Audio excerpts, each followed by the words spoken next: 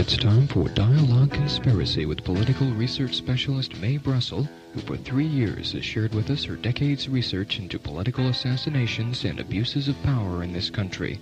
Her program relates the news of the week to emerging evidence about the conspiracy which allegedly maintains by force its control over the legislative and judicial processes in America. And now, here's Mae. Good afternoon. This is Mae Brussell in Carmel, California.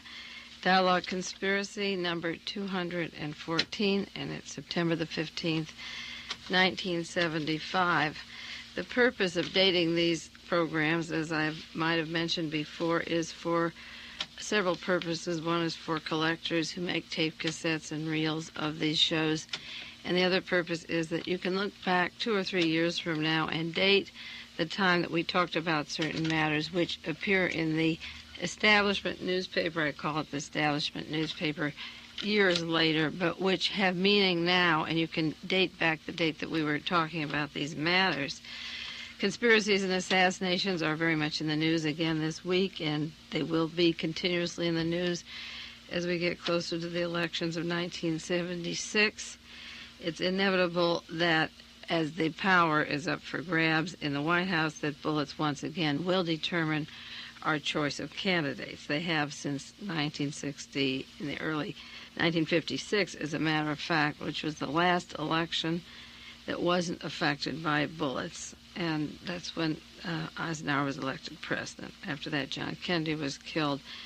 Robert Kennedy was killed. Wallace was shot. Mary Jo Kopechne was murdered. And all of these crimes and violence had to do with winning the election and keeping certain people in control of the White House. The continuation of the conspiracy, or the famous no conspiracy scare, will never end until each and every murder is researched by various private investigators and becomes exposed publicly and as quickly as possible.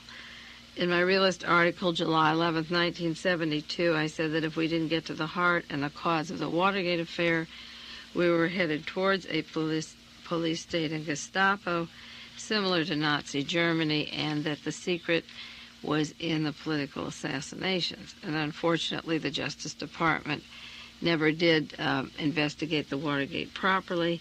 They never handled the planned violence for the Miami Convention, the attempted murder plans for Richard Nixon that involved Andrew Topping in New York. The investigation of the injection of Martha Mitchell has been ignored.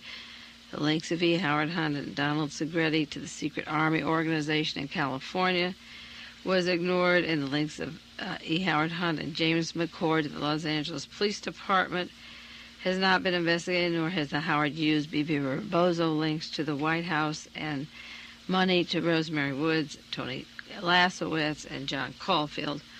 And then there's the endless murders of the Watergate, such as Dorothy Hunt and Lee Pennington, Lou Russell, Sam Giancana, Mary Jo Kopechne, J. Edgar Hoover, the shooting of Wallace, the endless amount of murders, the injection of drugs, the planned violence was very much evidence in Watergate. The evidence exists today, and it's a very important stepping stone to the next stage that was planned in 1972. Had the Watergate people not been caught, the next stage was terrorism in America.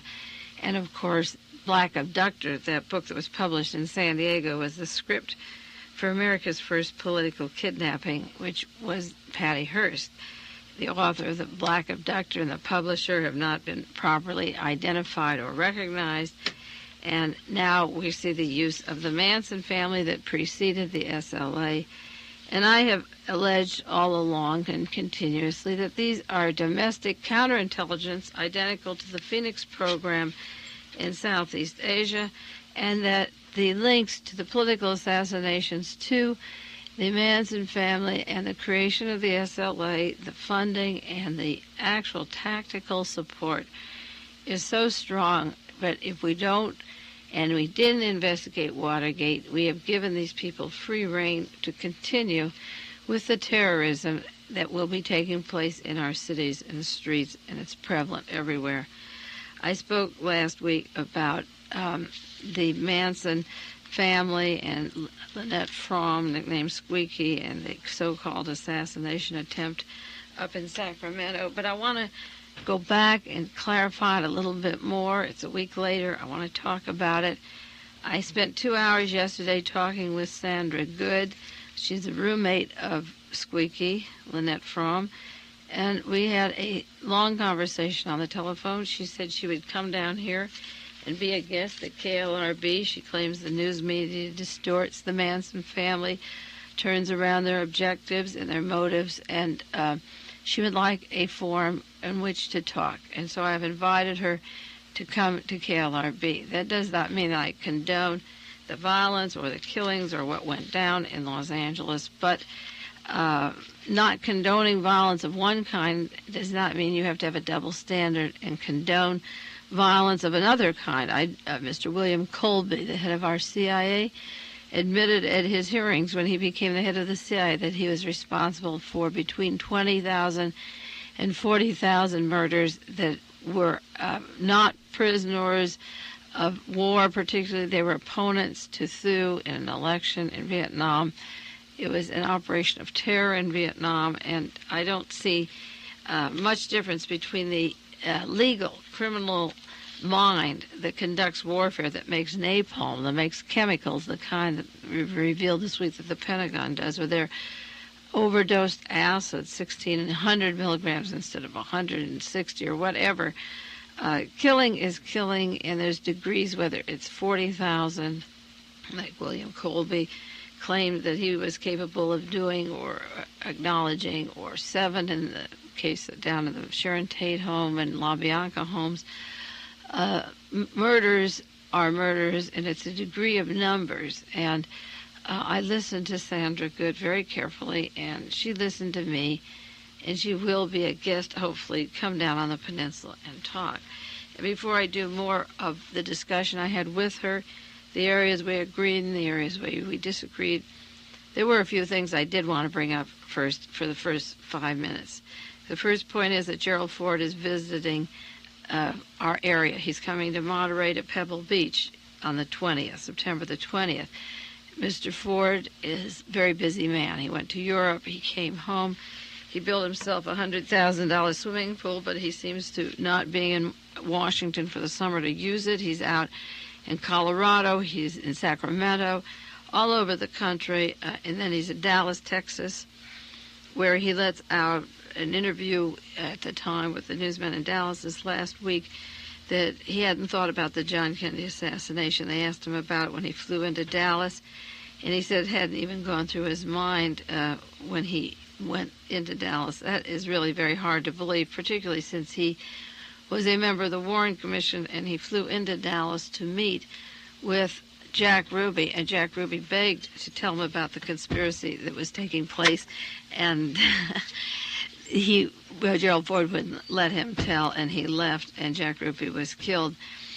And it was in that city that he said the country isn't going to pot. This is Gerald Ford's quotation. "I did not take a sacred oath of office to preside over the decline and fall of the United States of America." Well, that may be true. I think he took the sacred oath of office in order to continue hiding the truth about the murder of John Kennedy, which he announced in Dallas again, and he does publicly. He does not intend to investigate.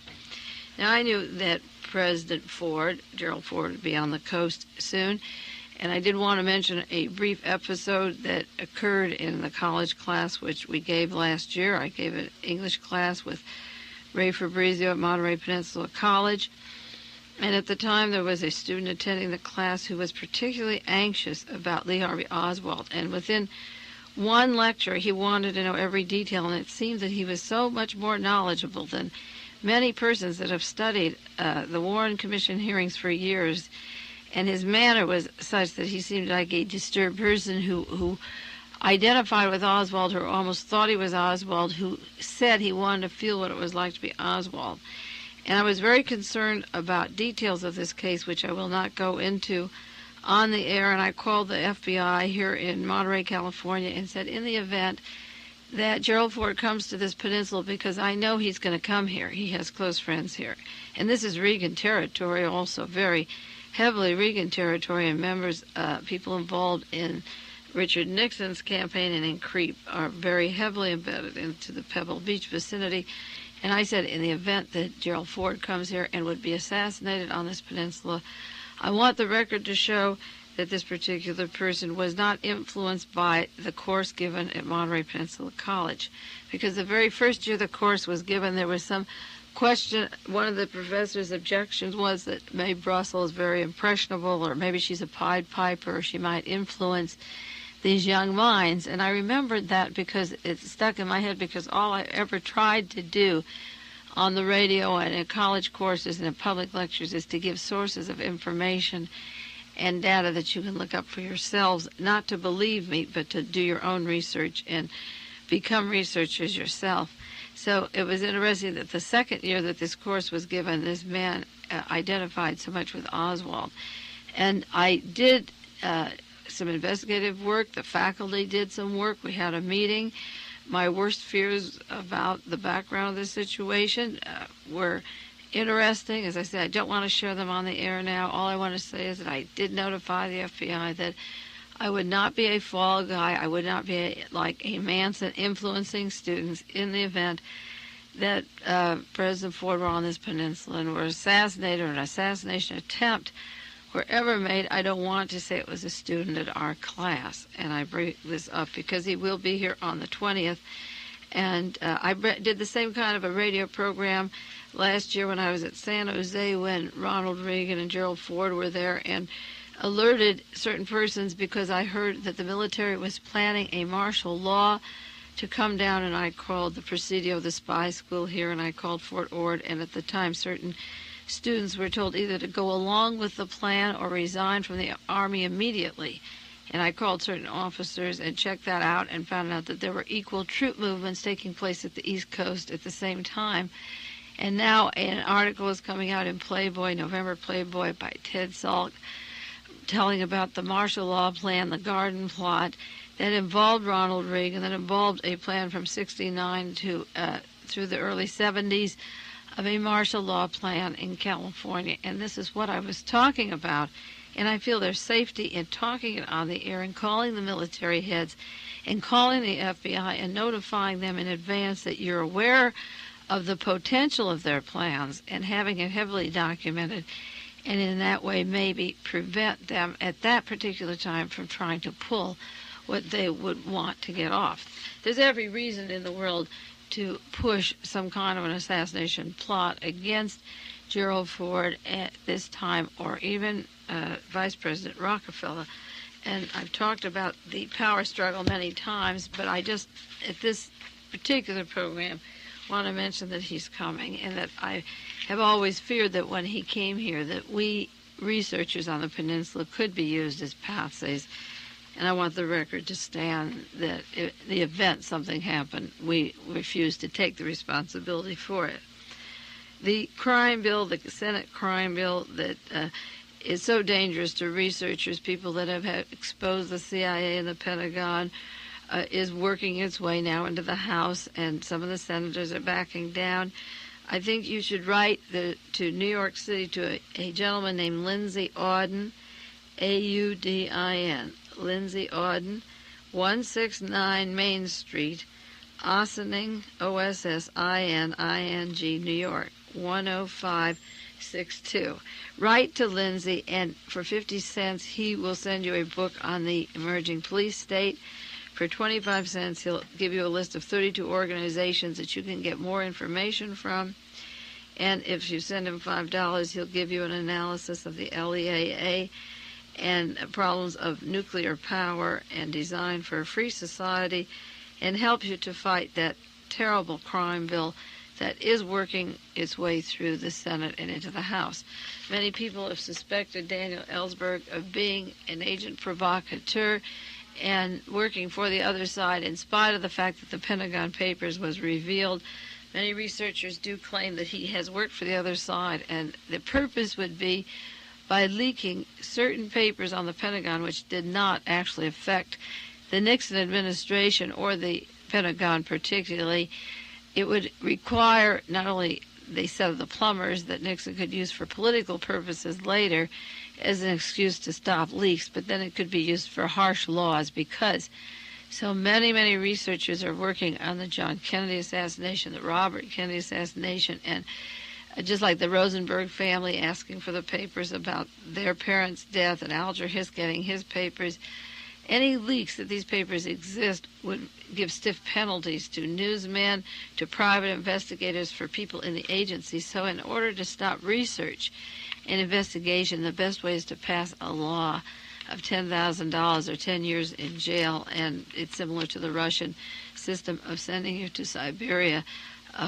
So get informed on this and write to the congressmen who are faltering now on this, who were sure of themselves before, and write to Lindsay Auden, write to him in New York, and he will give you this information.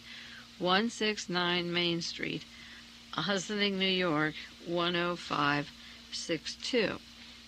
Senator John Tunney sent a letter to various persons in California, a questionnaire to be answered on different problems in the United States Senate. There's a series of questions, about 20 questions, which I answered and mailed to him.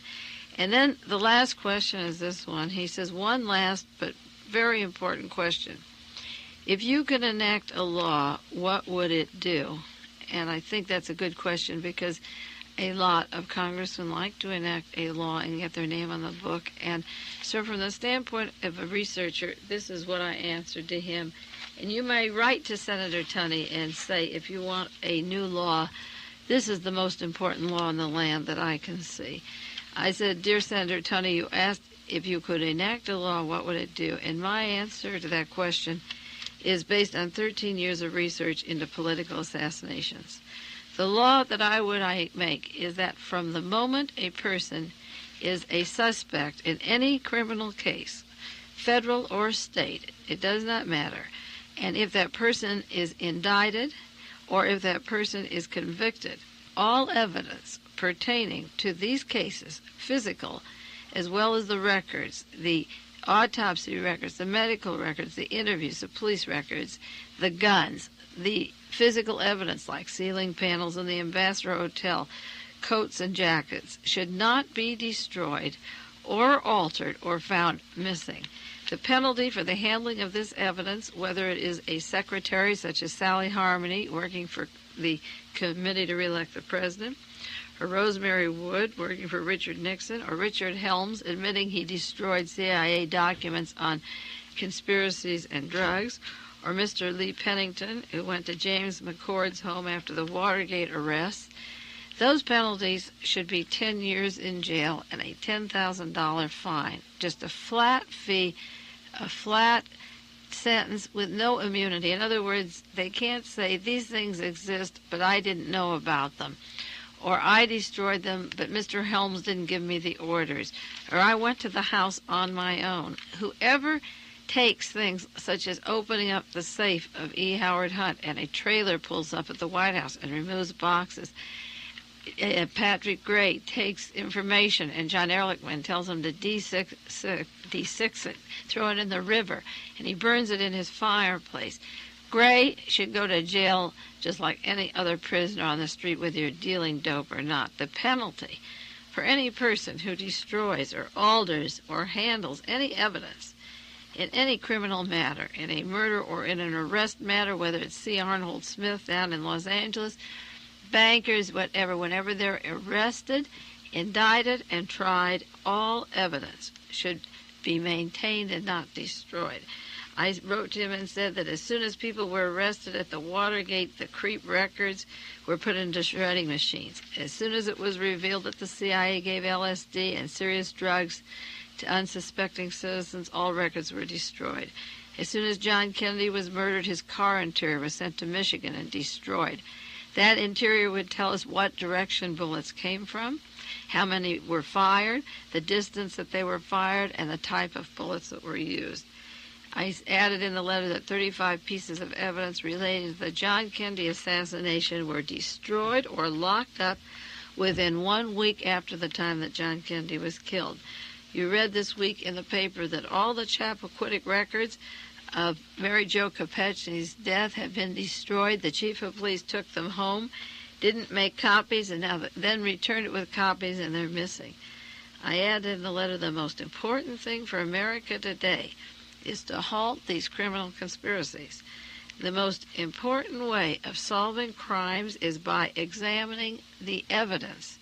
The most important fact is that the evidence has been consistently removed, destroyed, locked up, and altered. And this kind of action makes us unable to solve the crimes. You can't solve the crimes on witness testimony because witnesses can be offered parole, witnesses can be given bribes, they can be given false identities and a lifetime pension. It is the evidence, the bullets, the clothing, the autopsies, the cars, the street signs, the diaries, it's the documents, the letters, the actual handwriting, the ordering of the guns, checking it with the ownership. This is the kind of evidence that is missing in every one of these cases, and this is why some fools keep talking about conspiracy theories in the editorials. Talk about conspiracy theories. There are no theories, there are conspiracies, and the necessity to destroy the evidence feeds this story that they're conspiracy theories where they're actually conspiracies. And now we get to the news a little bit about Squeaky.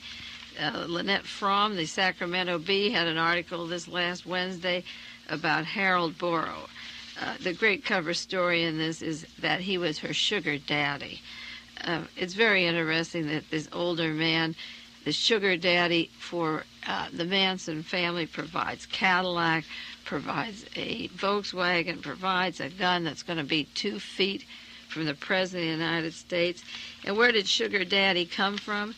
He worked at McClellan Air Force Base from 1941 until his retirement, June 29th, 1973. And furthermore, there's evidence that he has funded them before. Now, Jack Anderson, who I had said over and over again, works for the Defense Intelligence Agency, who puts down conspiracies but always takes the Pentagon side on these stories. Jack Anderson wrote an article saying that Ms. Fromm used her feminine wiles to wheedle favors from Borough, who just happened to work at McClellan Air Force Base for all of those years. These same feminine wiles got her a safe house at the Spahn Ranch, which I said 3-4 years ago as a safe house for the Manson family. There, an elderly man who was almost blind was allegedly seduced by Squeaky, and 18 and more people could live there comfortably and have some nice summer in Malibu at the Spahn Ranch, which was procured by the same Squeaky through the same female personality, rent-free, loving this old blind man. And now we read in the Sacramento Bee and from the Washington Post that this money that came to them has been coming for quite a long time from little sugar daddy, that they picked up money for the Manson family, that Manson's been corresponding to a post office box of somebody by the name of Borough, a female, and there is no person by that name, but the same man's name is Borough.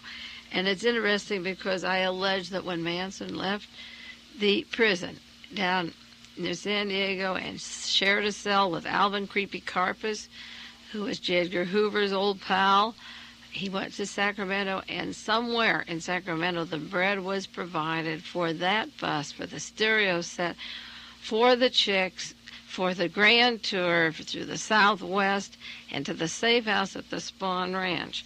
And all of a sudden, in 1975 and September 75, they use the word sugar daddy. There's more than a sugar daddy involved in the Manson story. It's an outrage of domestic Cold War. Sandra Good was telling me Manson can't be used. I took a tape of some of our phone conversations. She said, Charlie Manson can't be used by anybody. I said, Charlie Manson can't select his cellmate either. There's only the limits that a man can do, even with Manson's intellect. And if he were Jesus Christ, which he claims he is, and if he's Wilhelm Reich and Gandhi and all those great thinkers rolled into one, then why couldn't there be a conspiracy against Charlie Manson? Because there was a conspiracy to murder all those other people.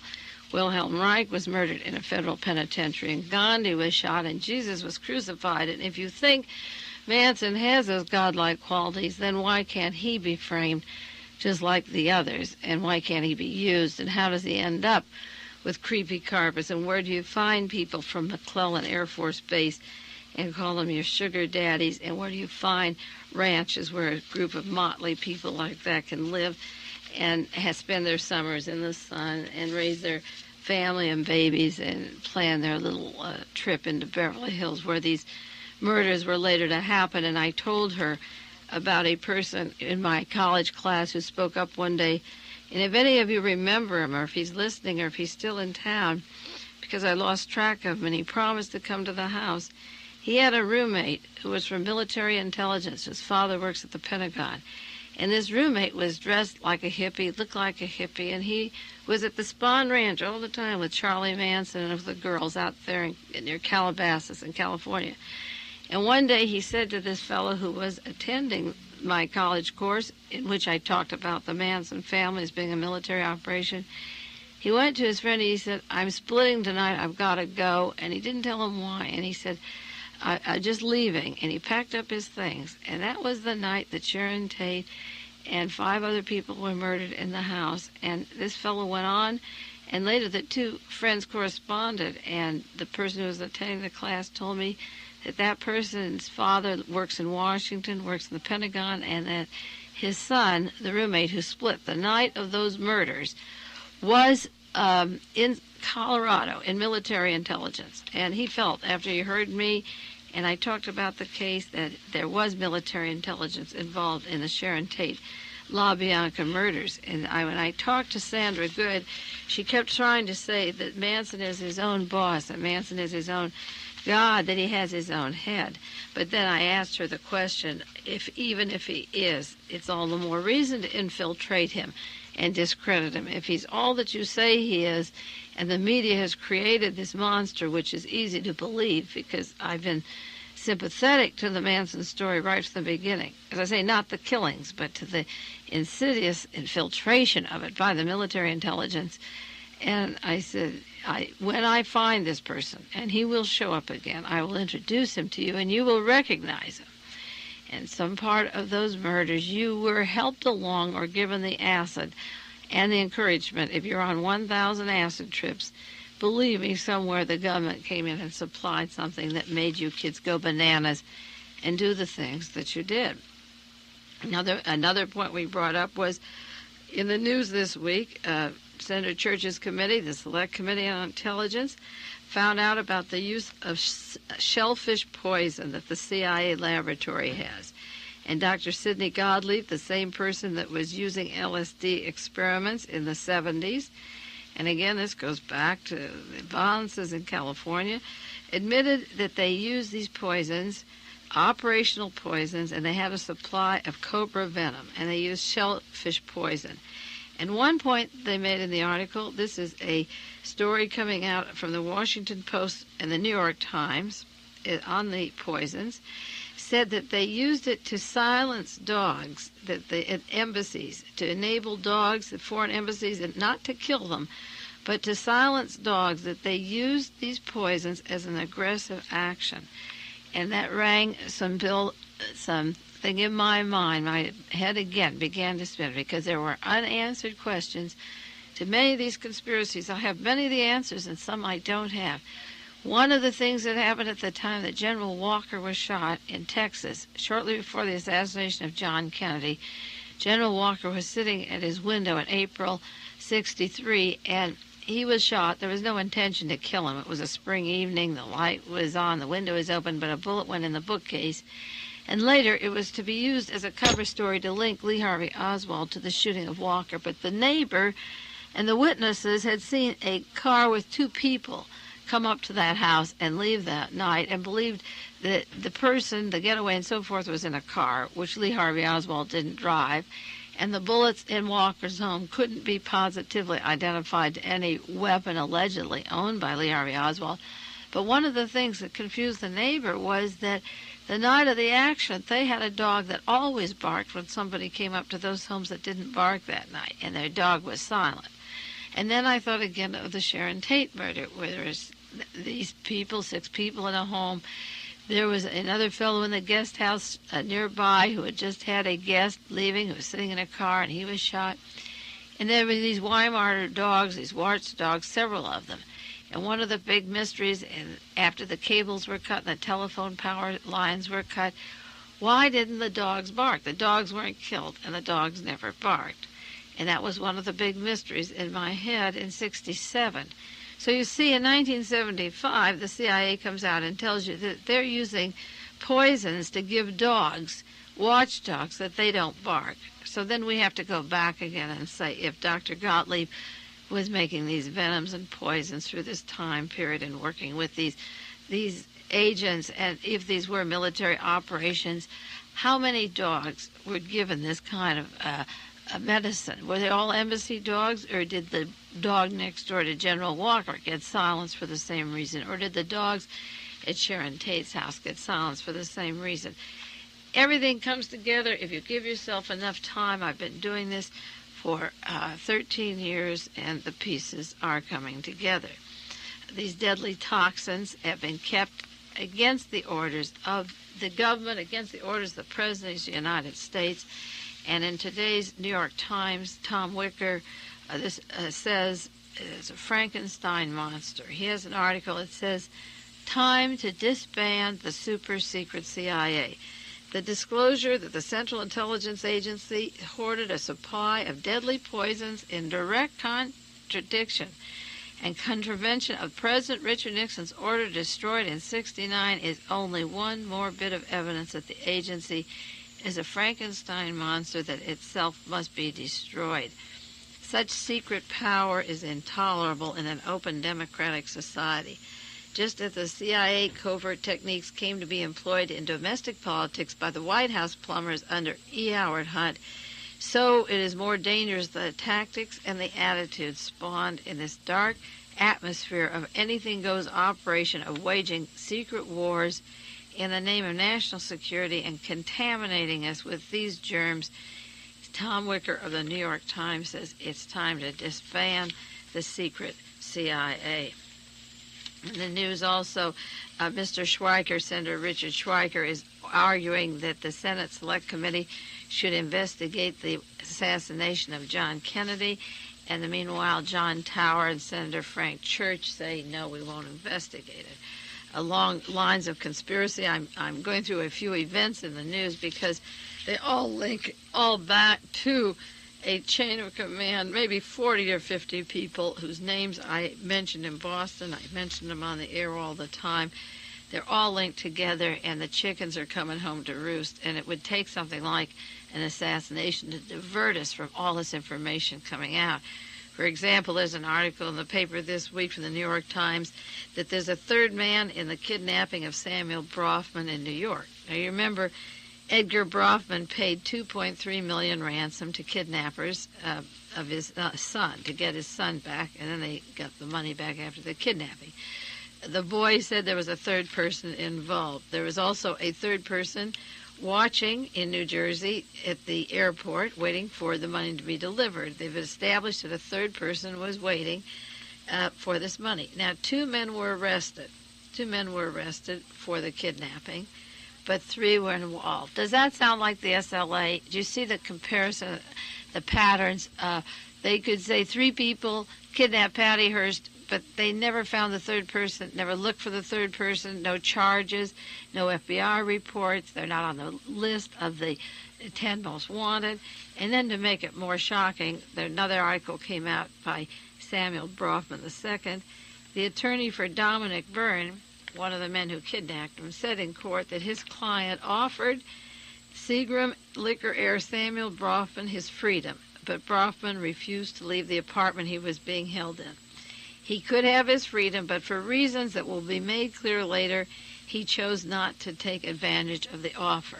Now, I think that the Brofman kidnapping came at a time when the FBI is looking ridiculous, and when a series of kidnappings were planned anyway to escalate the fear, to make the headlines of Newsweek and Time. What is happening to America with all these kidnappings? We have to increase private police force. We have to increase the FBI budget. What will we do about this terror in America? So they took this Samuel Brofman, who obviously knew his two kidnappers. He seemed to know them or gone to bars with them. The third person was let off. He could have been left off. They carried this little facade which only made the FBI look great because they captured their man. His father coughed up the $2.3 million one day. The next day it's delivered, and the daddy gets married, and they have a big party.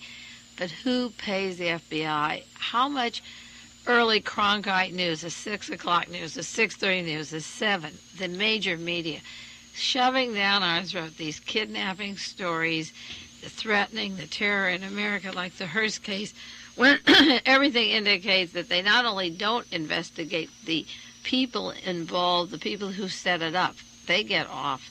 The other people get off, the case is closed, and we end up with more police and more headlines and more statistics. Now I'm going to switch to the Howard Hughes story. I think that a lot of what's happening is a diversionary from that great big Hughes story, because we have until next week for Howard Hughes to appear. It's September the 17th. He's supposed to appear in New York City and Manhattan and put his fingerprints down on the line. So there was an article this last week by Leonard Putney, Pountney, who says that you won't know when you see him. He's supposed to be a British makeup expert who says he's made many faces for him and hairdos so that even his own ex-wife won't recognize him. He says, my most amazing client is so disguised that he walks around London, or did, and nobody would know him with mustaches and wigs and false eyebrows and nose plugs and so forth. And he has a story of making him walk around the supermarkets in London, and when you bump into him, you wouldn't know him. And this is just another kind of disguise for that double if he appears. And how the fingerprint report comes out will be interesting, but we do have the Howard Hughes story coming up, and we'll be watching it anxiously in the next few weeks. Also, the zebra trials going on in San Francisco, and I said a year ago, December, the zebra trial preceded, the zebra killings preceded the SLA. It was the beginning of the Phoenix operation in America. It was an overblown story. It was the beginning of encouraging racism and passes for black people in town and stopping black people.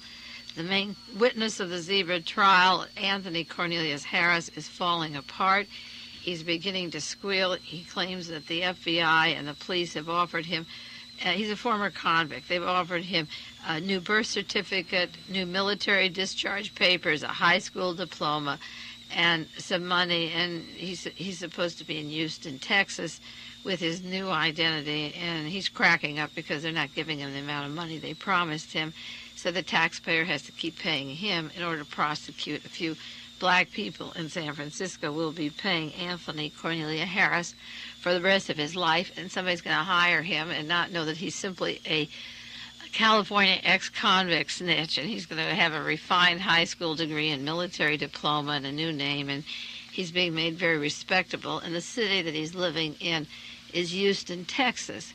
Now, when George Jackson was killed, the day that George Jackson was killed up at San Quentin, a female brought a tape recording machine which was given to another person who disappeared totally from the scene and was never, the police say they want him, he's supposed to be living in Canada, these mysterious parties, but the agent that handed the tape recording machine, she went to Houston, Texas, and she lives there, and that's a good place to hide. Thera Wheeler of the SLA, who was supposed to originally been in on the kidnapping of Patty Hearst, but who, in quotes, escaped from Vacaville, who knew Donald DeFreeze, who's brothers with the San Francisco Police Department, escaped and went to Houston, Texas, and he is protected in Houston, Texas, which is the funding of all the major conspiracies and assassinations from Dallas through Watergate. And now we find that the American violence syndrome, the agent provocateur in the George Jackson shootout at San Quentin, flees to Houston. The major witness in the zebra trial, he's in Houston. An important major witness in the SLA is in Houston. The pattern keeps repeating itself, and you can cross-file these cities. And I think it's an interesting thing, considering that the Houston money was what broke the Watergate story, being washed from Mexico to Houston to Washington to Bernard Barker's bank. And Lee Harvey Oswald's best friend, George de Mohrenschildt, always went to Houston for his assignments and his money when he worked for the CIA. And the Houston funding, the connections there to the conspiracies is important. Also, Charles Watson, who did all of the murders in the Sharon Tate home and then with Mr. and Mrs. LaBianca the night before, fled the Manson family and went to Texas and was protected by the judges and courts until he could have his separate trial, and he fled to Texas. And it was Louis Tackwood, the agent provocateur of the Los Angeles Police Department, who said that there was a link from New Orleans to Houston, Texas, to Los Angeles Police Department and the CIA up and down the state of California. And there were tight links to Santa Cruz, Marin County, and the San Quentin shootout, the Marin shootout, and many of the violences and criminal conspiracies that were happening. The headquarters of the forming of the SLA came from the LAPD. And Tackwood talks about Houston, Texas, in the Glass House tapes. He mentions Houston.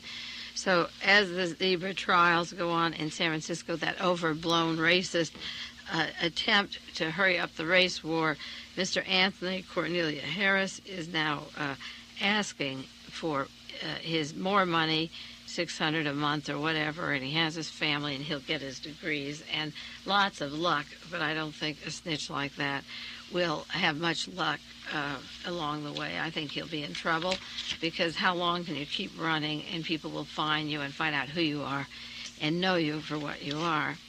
Well, there were so many things in the news having to do with conspiracies that I kind of wandered here. I have many notes about Gerald Ford being in California last week and the attempt on him. And within the next 3 or 4 minutes, I'll just run down a few of the points. Again, some of them I made last week, but to just reaffirm what I think happened.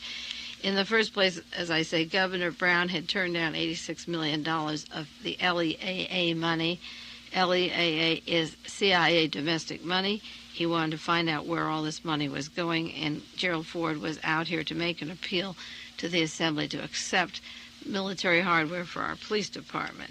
And the second point is that Charles Manson had just gone to court to appeal his conviction based on over 49 new motions, and I can't believe that these girls, Squeaky or Miss Good, or people that really love Manson, would help Manson's case by pretending they want to kill the president. Her defense now is, I didn't want to kill Gerald Ford, I just want to call attention to get Manson out of jail. The very hardest way to get out of jail is to have friends like that who hold a gun 2 feet away from the President of the United States. I hope if ever I'm in jail on some charge that my friends don't try to commit a murder in order to get me out of jail. I can't believe that's the way you do it. Third point, I think, is that Gerald Ford acted totally abnormal under the situations. He met with the governor of California after the so-called assassination attempt for 45 minutes and never even mentioned there was an attempt on his life. Either his head is of silicon or something is wrong in his brain, or it was a fake provocation to call attention to him, to divert from other matters, or to prepare us for the real assassination to happen, because there's no way that you could talk to the Assembly, talk to these people, and give a speech about crime, coincidentally about crime, and about criminals being on the street that belong in prison, where a person has been charged twice with murder and she's 2 feet from you, and not say to the men in front of you, oh, pardon me, but isn't it a coincidence that my speech talked about 10th Street, and a few minutes ago when I crossed 10th Street, somebody tried to kill me? It is out of the realm of possibility that a man could be that calm that he wouldn't share with the governor of this state that an alleged assassin was on the Capitol grounds, even for the protection of the governor, if not for himself. Now, the chief of police, Ed Davis, in Los Angeles, has been crying over again the cause of conspiracies and the cause of the violence is women. So wasn't it coincidental that Ed Davis, who's been named in the Glass House tapes and all kinds of allegations of concealing the Robert Kennedy assassination and various California conspiracies, should have a woman so-called assassin on the cover of Time and Newsweek and in the news media 2 weeks after his speech to reaffirm what he told the policemen in the East? The whole thing seems of a criminal conspiracy section cover story. Not that the assassination can't come off and won't come off, but there were so many abnormal things about the location of this woman, of her being at the Associated Press a month before, of her funding from her sugar daddy who worked for the military for 30 years. The Manson story is a disgrace. It should be exposed. It should be exposed in conjunction with all the assassinations. And until it is, we'll continue to have these jumbled conspiracy stories consuming our time and interest.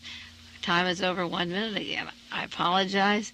I'll see you next week on KLRB, and take care of yourselves. This has been Dialogue Conspiracy with political research specialist Mae Brussell, who for 10 years has been researching the facts behind political assassinations and conspiracies in this country. Dialogue Conspiracy originates with KLRB FM in Carmel, California.